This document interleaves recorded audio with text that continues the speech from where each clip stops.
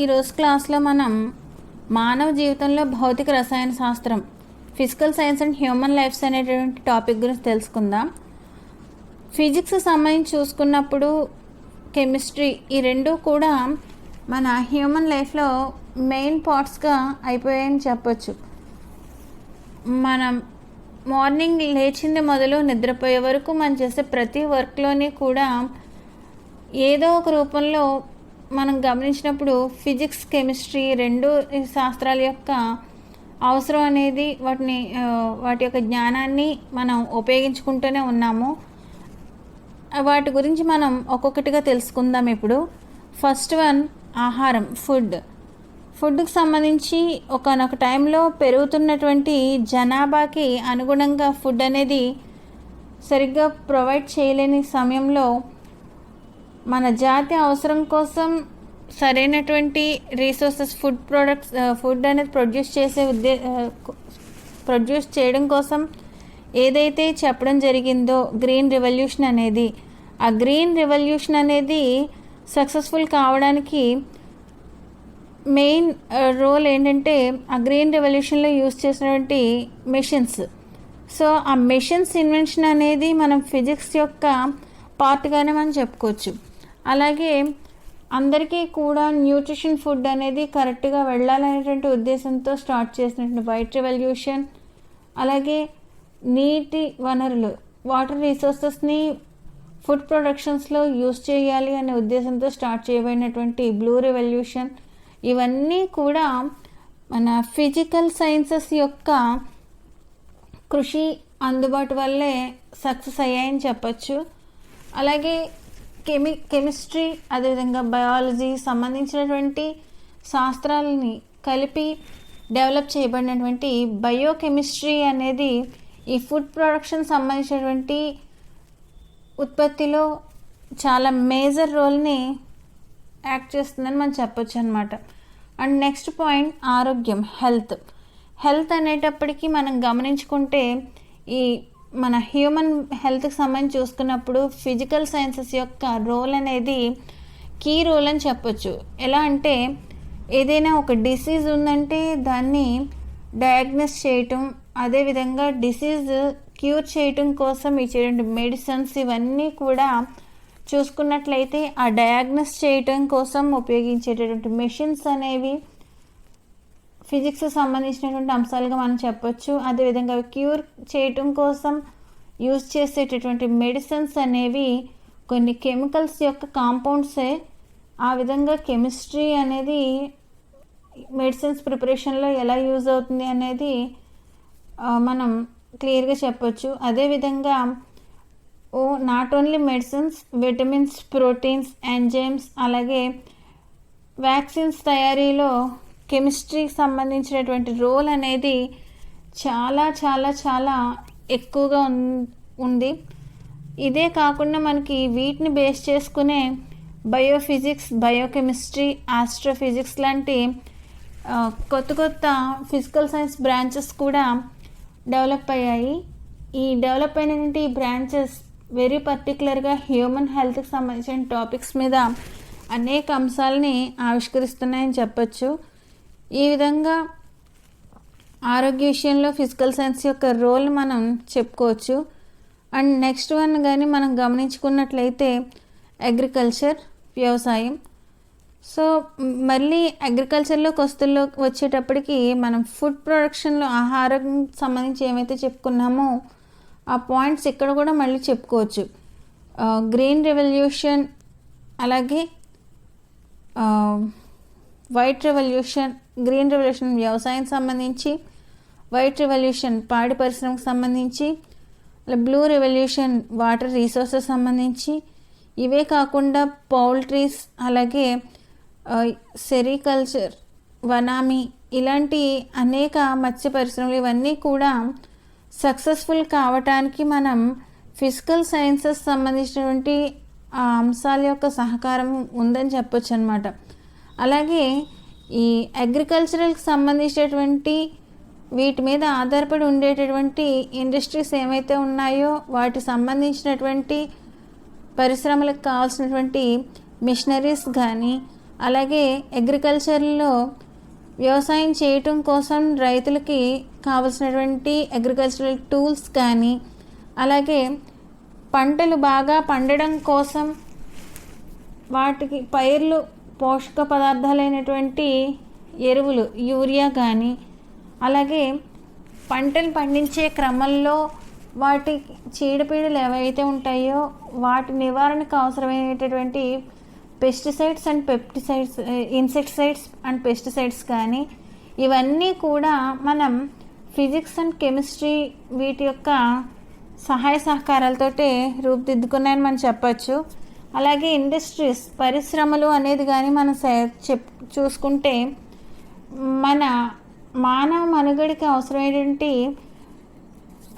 మొత్తం అన్ని పరికరాలు కూడా, హౌస్ హోల్డ్స్ అప్లయన్సెస్ కానీ, ట్రాన్స్పోర్ట్కి కానీ, communication, electronics, food, agricultural, next textiles, ఇవన్నీ కూడా డిఫరెంట్ టైప్స్ ఆఫ్ ఇండస్ట్రీస్ అనేవి రన్ అవుతున్నాయి. ఆ ఇండస్ట్రీస్ అన్నింటిలో రన్ అవ్వడానికి సంబంధించిన మిషనరీస్ ఐటమ్స్ అన్నీ కూడా చెప్పాలంటే ఇవన్నీ ఫిజికల్ సైన్స్లో ఉన్నటువంటి డెవలప్మెంట్, ఇన్వెన్షన్స్ కారణంగా వచ్చినటువంటి అంశాలుగానే మనం చెప్పొచ్చు. అదేవిధంగా ఇండస్ట్రియల్ రిజల్యూషన్ అనేది కూడా వెరీ పర్టికులర్గా సైన్స్లో అయినటువంటి డెవలప్మెంట్ కారణంగానే సాధ్యమైందని మనం చెప్పుకోవచ్చు అన్నమాట. అలాగే నెక్స్ట్ మనం చెప్పుకునేది జనాభా విస్ఫోటనం, పాపులేషన్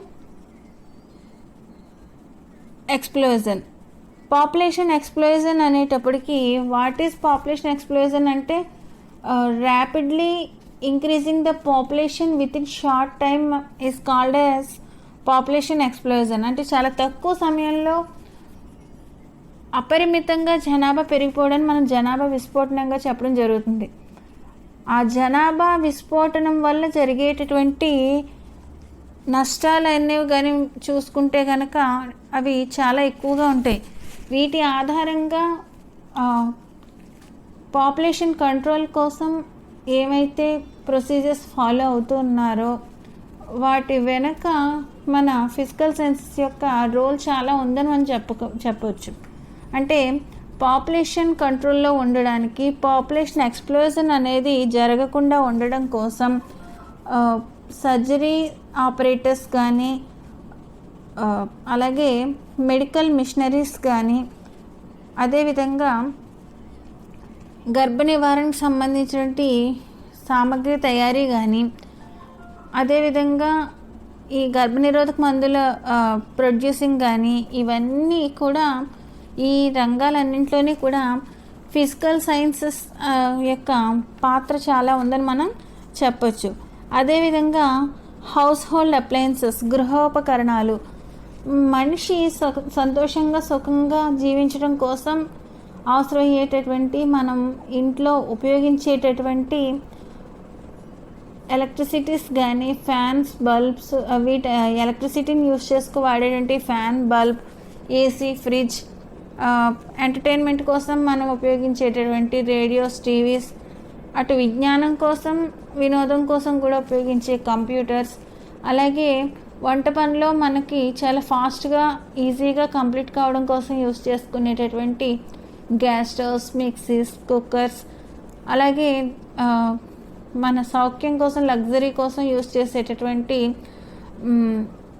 కుషన్స్, బెడ్షీట్స్, బెడ్స్, అలాగే చైర్స్, సోఫాస్, ఇలా 1, 2 అని కాదు, మనం ఇంట్లో ఉపయోగించేటువంటి ప్రతి వస్తువు కూడా, ప్రతి ఆబ్జెక్టు కూడా మన ఫిజికల్ సైన్స్ యొక్క సిద్ధాంతాల ఆధారంగా రూపుదిద్దుకుని ఉత్పత్తి అయినటువంటి ప్రొడక్షన్గానే మనం చెప్పొచ్చు అన్నమాట. అలాగే నెక్స్ట్ కానీ మనం చెప్పుకున్నట్లయితే తర్వాత మనం చెప్పుకునేది సహజ వనరుల పరిరక్షణ. సహజ వనరుల పరిరక్షణ, కన్జర్వేషన్ ఆఫ్ న్యాచురల్ రిసోర్సెస్. మన భూమి మీద మానవ ప్రమేయం లేకుండా సహజ సిద్ధంగా ఉండేటటువంటి నేల, నీరు, గాలి, కాంతి, పొగ్గు, చెట్లు, ఇలాంటి రీసోర్సెస్ అన్నింటినీ కూడా మనం నేచురల్ రీసోర్సెస్గా చెప్పడం జరుగుతుంది. ఈ నేచురల్ రీసోర్సెస్ని రక్షించడంలో మన ఫిజికల్ సైన్స్ యొక్క రోల్ అనేది చాలా ఎక్కువగా ఉందని చెప్పచ్చు.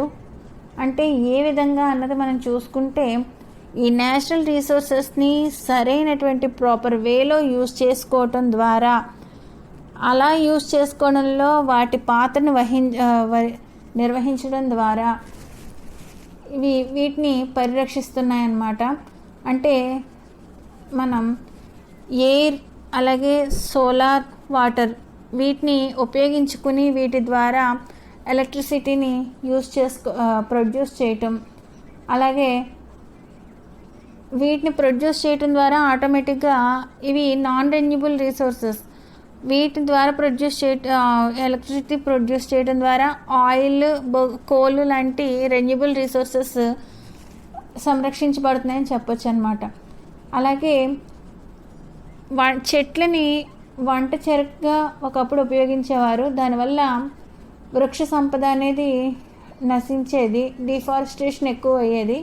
సో అలాంటి అవ్వకుండా గ్యాస్, విద్యుత్ లాంటి వాటిని యూజ్ చేసుకోవడం ద్వారా ఈ వంట చెరకుగా చెట్లని యూజ్ చేయడం అనేది తగ్గింది. అలాగే ఈ పెస్టిసైడ్స్, ఇన్సెక్టిసైడ్స్ ఇవన్నీ కూడా యూరియా ఇలాంటివి ప్రొడ్యూస్ చేయటం వల్ల వృక్ష సంబంధమైనటువంటి వనరులు, ఎరువులు అనేవి వాడకం తగ్గి వృక్ష అభివృద్ధి అనేది జరుగుతుంది.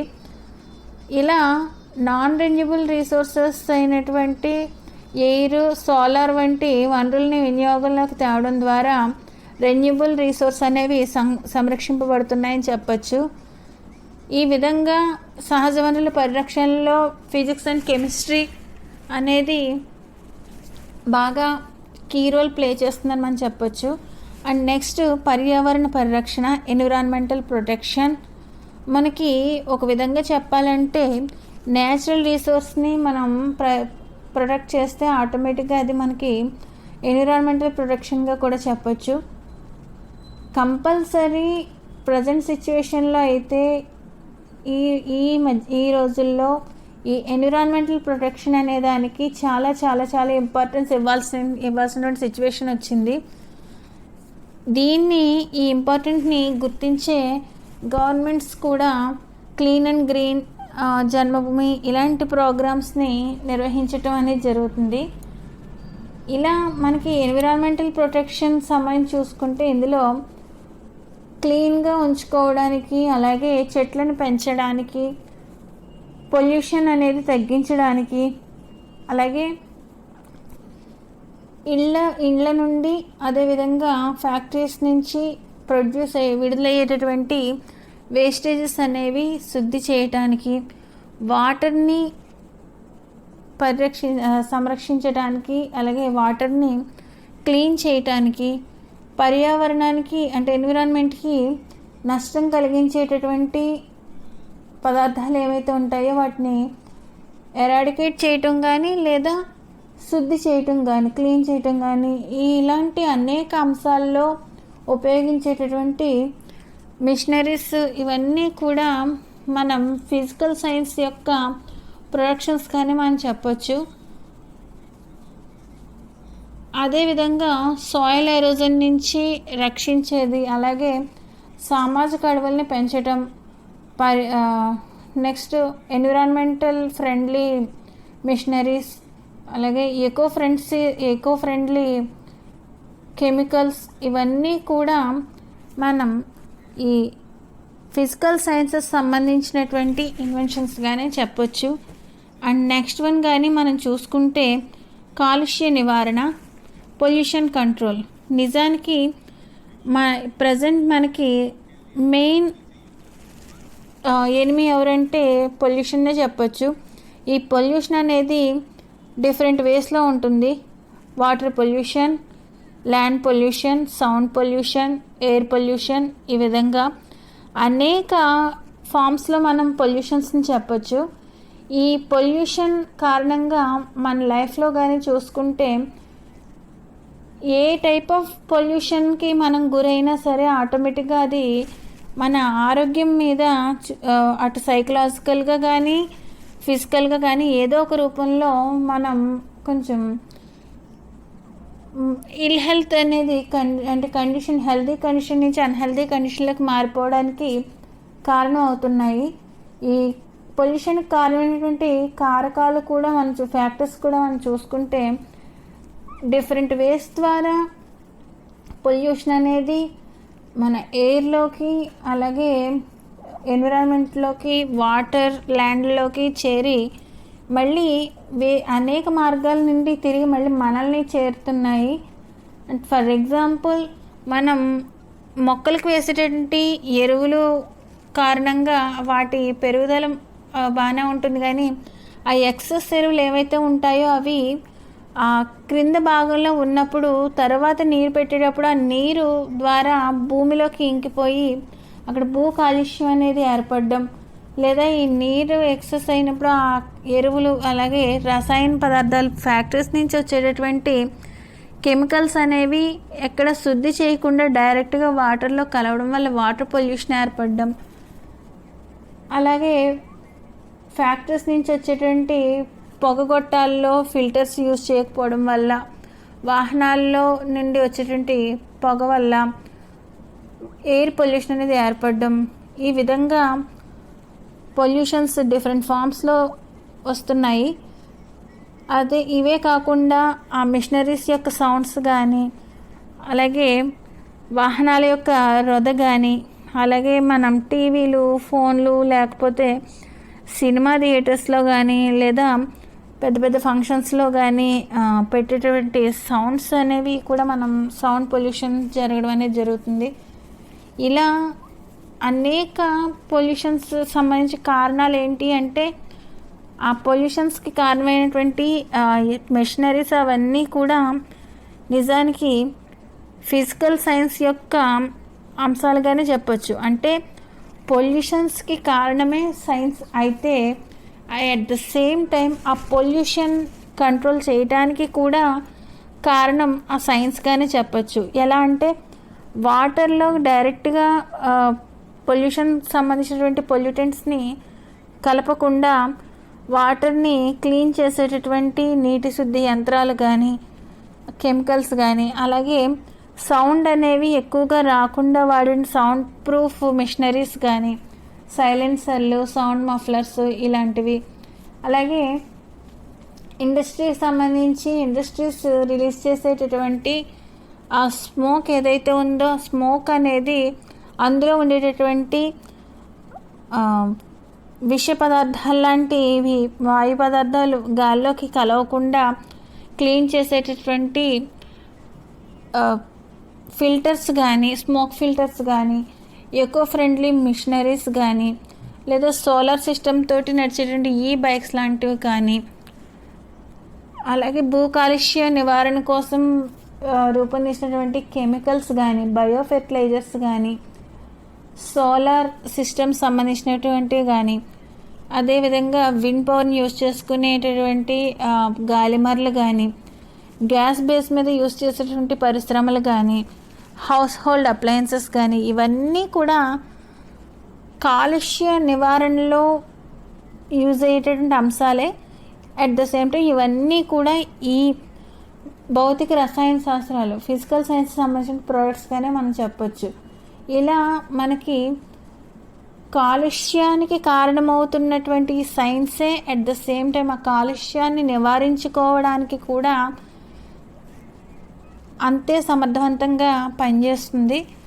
ఆ విధంగా ఈ కార్యక్రమాలకు సంబంధించి ఈ air pollution, different forms of pollution కంట్రోలింగ్లో మనం ఫిజికల్ సైన్స్ సంబంధించినటువంటి పాత్రల్ని చెప్పుకోవచ్చు.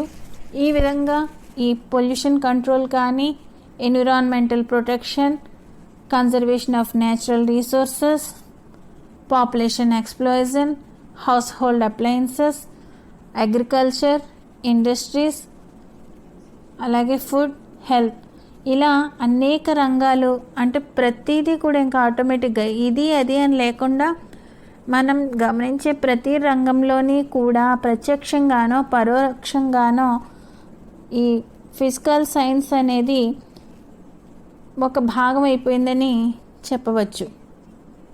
Thank you very much.